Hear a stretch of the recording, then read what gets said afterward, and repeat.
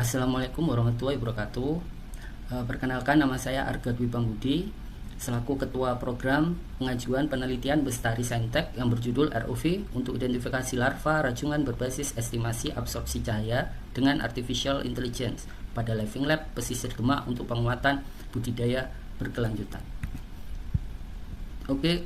Karena waktu yang terbatas, di sini akan langsung kami jelaskan tentang BPMN diagram, di mana kondisi saat ini kelompok masyarakat membutuhkan pencarian potensi larva rajungan, kemudian dalam prosesnya itu masih dilakukan secara manual, yaitu dilakukan penyelaman, kemudian difoto. Hasil fotonya itu nanti akan dikirimkan ke praktisi pada Dinas Kelautan dan Perikanan.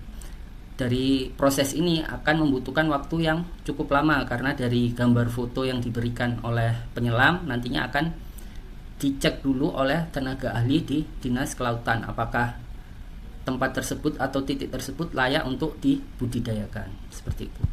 Kemudian yang jadi permasalahan inti adalah yang pertama dari segi efisiensi. Di sini pencariannya masih manual, kerugiannya juga jadinya terdapat mortalitas yang mencapai sampai tingkat 30%. Kemudian kebijakan buta atau istilahnya itu zonasi konservasi ditetapkan tanpa basis data spasial yang presisi. Jadi tujuan penelitian ini adalah menghadirkan deteksi harian yang cepat, akurat, non-destruktif, dan mudah dioperasikan oleh mitra. Maka dari itu kami menghadirkan solusi penggunaan ROV. Jadi ROV-nya nanti akan bisa memutuskan secara langsung berdasarkan data training awal yang diberikan oleh tenaga ahli. Jadi kita bisa mempercepat proses keputusan apakah suatu titik itu layak untuk dibudidayakan. Pada program penelitian ini, kami akan melibatkan 4 mitra, diantaranya ada Dinas Kelautan dan Perikanan yang berfokus pada kebijakan, kemudian ada DUDI yang nantinya sebagai supporting system dalam pembuatan ROV dan pengembangannya, kemudian ada juga kelompok masyarakat yaitu KUP dan Pokmawas sebagai pengguna manfaat. Luaran kami diantaranya ada input kegiatan ada 13 luaran. Ya, luaran wajibnya ada prototipe, artikel jurnal ilmiah, buku, paten, dan blueprint. Kemudian luaran pendukung ada film atau dokumenter, ada modul pelatihan, FGD, kemudian ada pengujian 1, pengujian 2, dan pengujian versi 3. Kemudian juga ada PKS atau IA untuk keberlanjutan program kami. Iterasi utamanya dibagi menjadi 3 bagian, yaitu untuk versi 1 yaitu uji coba ROV yang awal, kemudian versi 2 untuk tuning AI-nya, dan versi 3 kemudian robotnya sudah siap dimanfaatkan. Jadwal kegiatan kami juga sudah terjadi di proposal sesuai dengan tahapan dan luaran yang akan dihasilkan. Kemudian nilai yang dapat terukur bagi institusi diantaranya adalah penguatan unit layanan, kemudian penguatan laboratorium, ada juga luaran akademik yang terukur karena luaran kami juga ada artikel, monograf, HKI, dan lain-lain.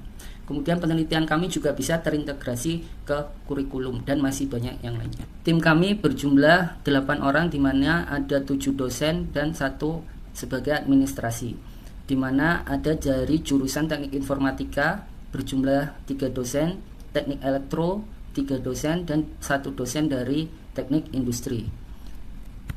Untuk penelitian kami sudah cukup banyak dan juga kami sudah menghasilkan beberapa paten yang siap dalam tahap implementasi dan juga komersialisasi.